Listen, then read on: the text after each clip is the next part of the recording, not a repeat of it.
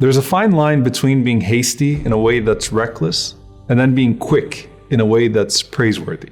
Just like there's a fine line in Islam between confidence and arrogance, or taking initiative versus imposing yourself on every situation. And sometimes you see someone who gets into the deen and they are thirsty, so they want to catch up and get everything really quickly. But what we learn from Allah subhanahu wa ta'ala is that large spans of this journey to Him are covered by the sincerity of our hearts. Now in this situation, when you're actually looking at Jannah and you are ready to get in, imagine the longing of the heart at those moments when you're just outside its gates.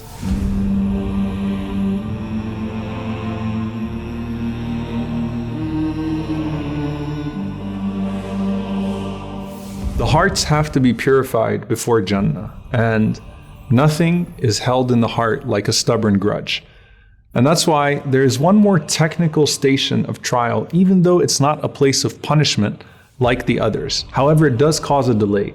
The Prophet ﷺ said that the believers, after being saved from the fire, they're stopped at one more bridge. And this bridge is not the Sirat, it's a bridge called the Qantara.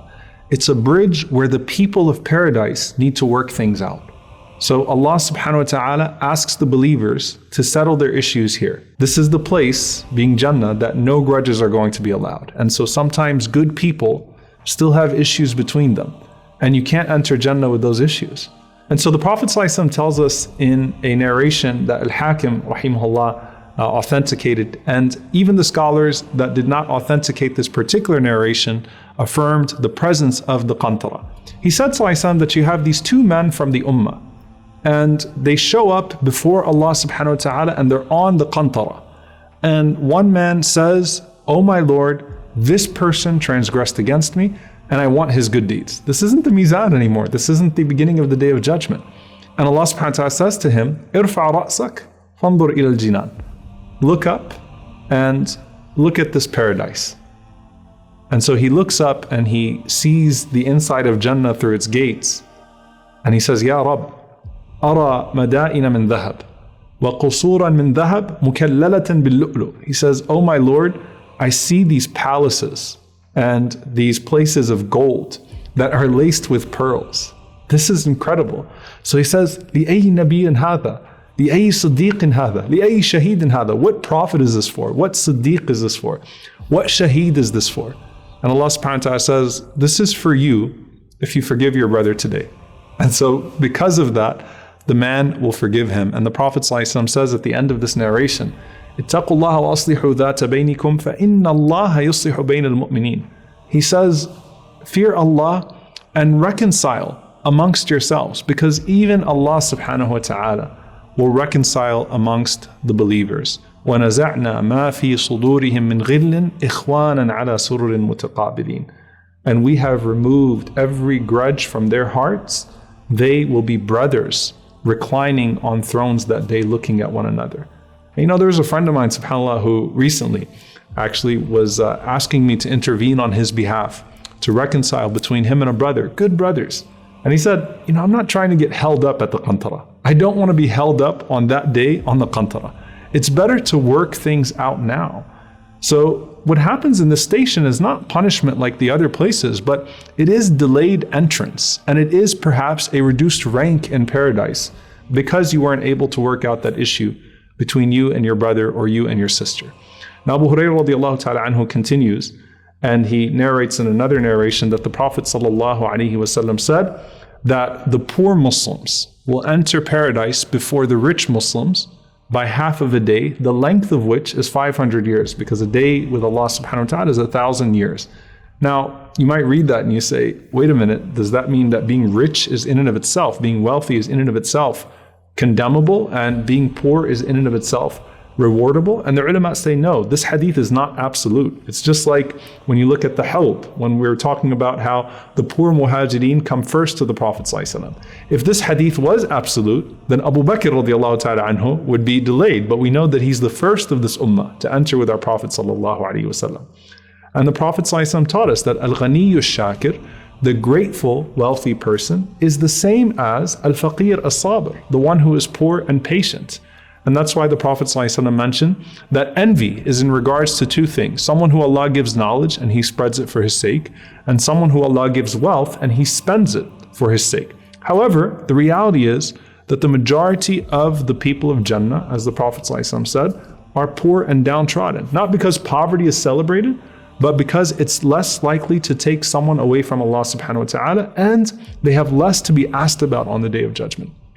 Abu Hurairah radiallahu ta'ala anhu says in another narration, something very beautiful that took place between the Prophet ﷺ and Abu Bakr as-Siddiq radiallahu anhu and the companions. He said that the Prophet ﷺ said that anyone who spends zawjain, a pair of things, in the way of Allah subhanahu wa ta'ala will be called from all the gates of Jannah, and they are 8. And so the 8 gates of paradise will say, Ya Abdullah, hada khair, O servant of Allah, this is good. And he went on to say, sallallahu alayhi wasallam, that Ahlus Salah, the people of prayer, will be called from that gate. Those who strove in the path of Allah subhanahu wa ta'ala will be called from that gate. The people of charity will be called from that gate.